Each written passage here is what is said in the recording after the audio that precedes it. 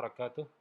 Alhamdulillah rabbil alamin. Allahumma shalli wa sallim wa barik ala sayyidina Muhammadin wa ala alihi wa ashabihi ajma'in. Baik, kita lanjutkan materi ilmu hadis dengan baca basmalah. Bismillahirrahmanirrahim.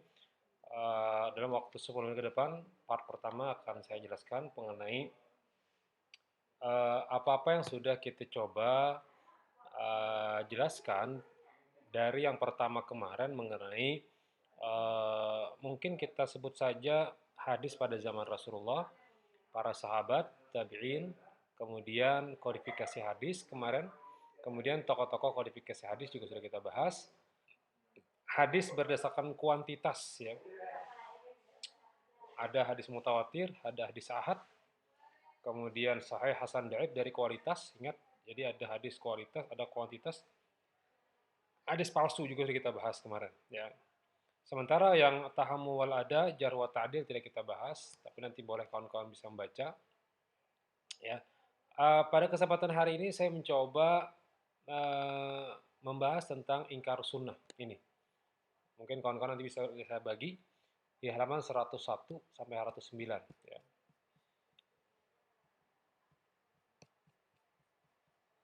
Bentar.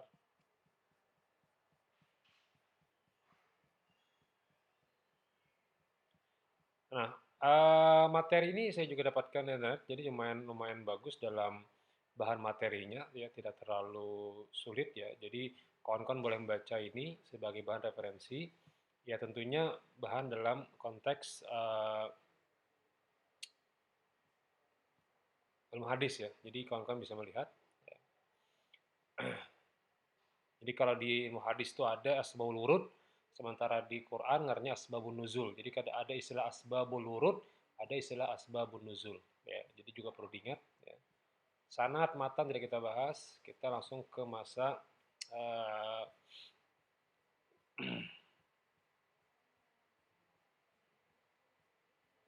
ingkar sunnah ya. Jadi materi kita hari ini lebih cenderung kepada ingkar sunnah atau orang yang mengingkari adanya sunnah atau tidak menggunakan sunnah sebagai referensinya ya.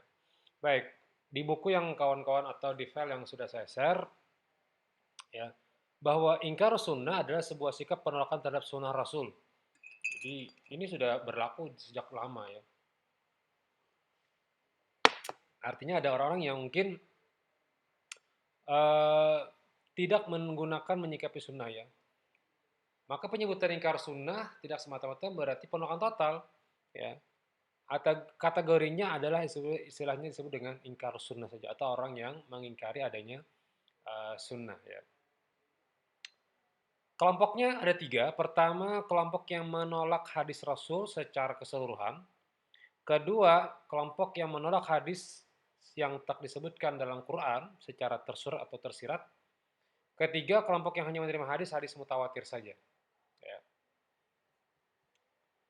Pada zaman Nabi, ya, sudah ada yang mungkin mengingkari sunnah atau jar kita kada ketujuh atau kada sepakat dengan sunnah. Ya sebenarnya bukan masalah siapa yang mengucapkan, tapi mereka yang mungkin ingin meminta tidak bisa dikatakan tidak menerima adanya teks hadis ya. Dan ya mungkin banyak ya konteksnya di antara faktor-faktor yang itu ya, bahwa ingkar sunnah itu muncul di kalangan para sahabat, sementara menjelang akhir abad kedua muncul pula kelompok yang menolak sunnah sebagai salah satu sumber syariat Islam ya. Jadi itu ada konteks khawarij dan sunnah.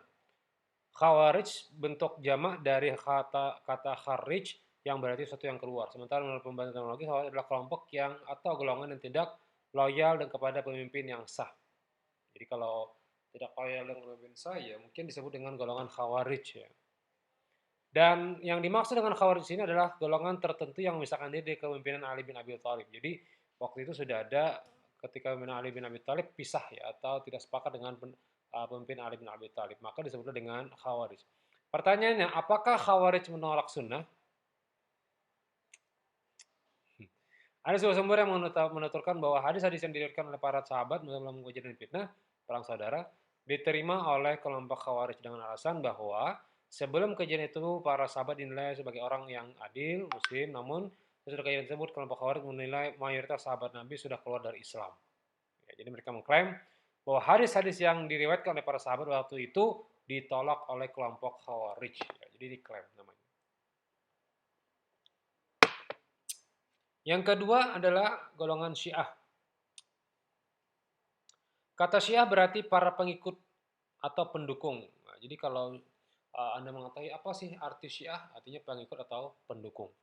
Sementara menurut pengertian terminologi, Syiah adalah golongan yang menganggap Abu Bakar, Umar, Utsman berpendapat bahwa Ahlul Bait keluarga Nabi yang berhak menjadi khalifah daripada yang lain. Ya. Jadi mereka berpendapat bahwa yang berhak menjadi khalifah adalah Ali bin Abi Thalib lebih utama dibanding khalifah sebelumnya. Dan mereka berpendapat juga bahwa Ahlul Bait lah yang berhak menjadi khalifah daripada yang lainnya. Nah, kelompok ini terbagi bermacam-macam, ya. Golongan Syiah ini terdiri dari kelompok dan tiap-tiap kelompok menilai kelompok lain sudah keluar dari Islam. Jadi mereka sepakat bahwa jika berbeda pendapat yang konteksnya keluar daripada Syiah, maka disebut saja dengan orang-orang yang keluar daripada agama Islam. Ya. Sementara kelompok yang masih eksis hingga sekarang adalah kelompok Isna Asy'ariyah. Kelompok ini menerima hadis Nabi sebagai satu sumber syariat Islam. Hanya saja ada perbedaan dasar antara kelompok Syiah ini dengan golongan Ahlus Sunnah, yaitu dalam penetapan hadis. Ya. Golongan Syiah menganggap bahwa sepeninggal Nabi SAW mayoritas para sahabat sudah murtad, keluar dari agama Islam, kecuali beberapa seorang saja mereka menganggap muslim. Karena itulah Syiah menolak hadis-hadis yang diriwayatkan oleh para mayoritas sahabat tersebut. Syiah hanya menerima hadis yang diriwayatkan oleh Ahlul Bait saja. Jadi kalau riwayat yang bukan dari Ahlul Bait, mereka tidak menerima hadis tersebut atau ingkar. Ya. Kemudian yang ketiga, pada masa itu ada terjadi kelompok Mu'tazilah, artinya sesuatu yang mengasingkan diri. Ya.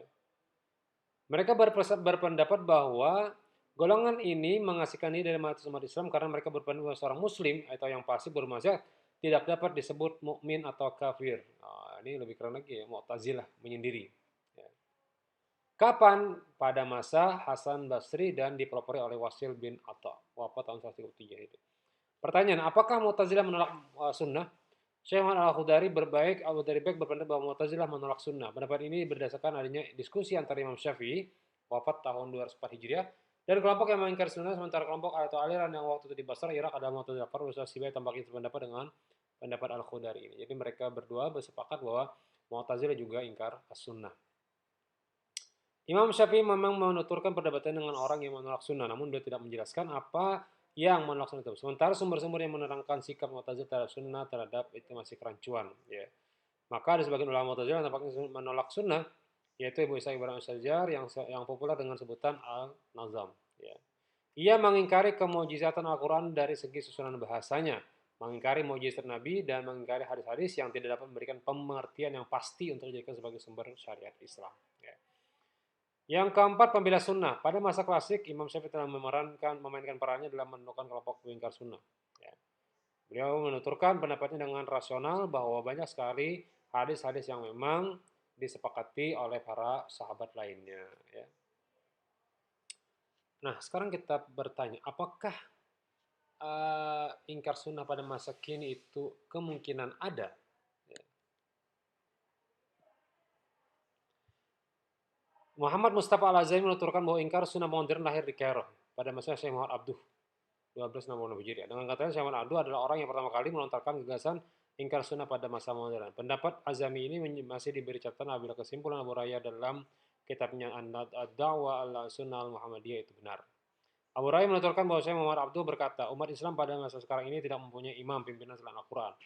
Dan Islam yang benar adalah Islam yang pada masa awal sebelum terjadinya fitnah atau perpecahan.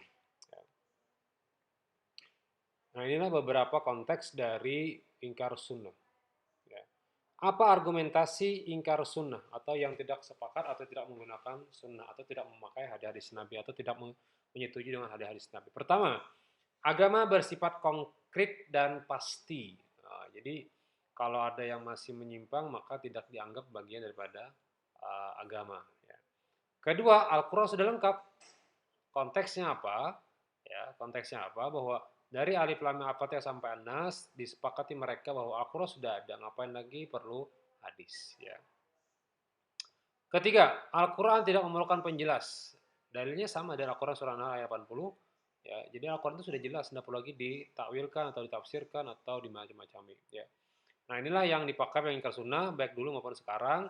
Dalil yang dipakai sama. Jadi kalau Anda mendengar orang yang mengatakan, apa yang baca Quran hadis sudah ada, Quran cukup aja. Itu berarti kemungkinan besar ingkar sunnah pada masa modern. Ya. Tidak lagi menggunakan hadis, karena Al-Quran tidak perlu memerlukan penjelas. Al-Quran sudah jelas atau Al-Quran sudah lengkap dan sebagainya. Ya. Jadi hati-hati dengan konteks hal-hal yang demikian. Baik, sekarang dibantah oleh penulis. Bantahan terhadap argumen pertama, alasan mereka menganggap bahwa itu zanni kuat, sedangkan kita menganggap Al-Quran itu memang wajib diikuti, memang. Ya. Akan tetapi ada beberapa ayat yang masih sifatnya zanni dilalah, artinya dalilnya perlu memerlukan penafsiran ulang atau penafsiran dari Nabi sendiri. Sehingga banyak hadis-hadis yang isinya menafsirkan Al-Quran. Anda baca silakan, nanti ada misalnya ayat ini turun, asal nuzulnya apa. Ya. Yang kedua, mengingkar sunnah mengatakan bahwa Al-Quran pada waktu itu sudah dikategorikan sudah lengkap, ya. Dalilnya sama. Ya. Sehingga kalau kita membaca, apakah masih lengkap? Ya benar lengkap, tapi kita tidak bisa hanya menggunakan fasilitas Al-Quran saja. Maka dipasanglah bagaimana agar penjelasan dari Al-Quran tadi semakin jelas, ya, semakin detail dan sebagainya. Ya. Baik, paham ingkar sunnah di Indonesia bagaimana? Ya. Ini karya yang ditulis oleh Habibah dan kawan-kawan meneliti bahwa secara terang-terangan pada tahun 1980, basisnya menurut Zufran Rahman, seorang peneliti pengingkar sunnah di Sunan Jambi, pada tahun 1982-83 menetapkan bukti bahwa pada 1981 paham ini sudah ada pada seperti yang dibongkar oleh Andy Suradi dan sebagainya. Ya. Tokoh-tokohnya diantaranya Irham Sutarto yang mengatakan apa? Taat kepada Allah itu gaib. Taat kepada Rasul pun telah wafat. Jadi tidak ada jalan keluarnya untuk melaksanakan taat yang sebenarnya. Bla bla bla. Intinya kalau kawan-kawan itu melihat potensi-potensi yang melemahkan hadis atau tidak menyepakati dengan hadis atau bisa dikategorikan dia menolak dengan hadis, itu konteksnya bisa disebut dengan ingkar sunnah pada masa modern. Ya. Silakan Anda baca-baca, silakan di sini. Ya. Kalimatnya Anda jelaskan di sini banyak sekali. Dia menemukan dari tulisan Mirhan Sutarto halaman 51. Ya. Kedua, Abdurrahman, tidak ada azan dari keempat pada saat pelaksanaan salat wajib. Seluruh salat masing-masing hanya dikerjakan 2 rakaat. Ini kan mulai nyeleneh nih. Mulai menyesatkan ya. Kemudian puasa Ramadan hanya dilaksanakan bagi mereka yang melihat bulan saja. Iya, jadi kalau tidak melihat bulan tidak usah puasa. Gitu ya. Juga beberapa orang-orang yang memang berbeda-beda pendapat ya. Jadi contoh seperti ini, ada misalnya pendapat nih, misalnya nih ya, ada orang mengatakan bahwa Mi'raj itu dongeng belaka, tidak ada bukti realnya. Kalau Isra mungkin iya, tapi kalau Mi'raj tidak. Nah ini perlu dipertanyakan orang ini.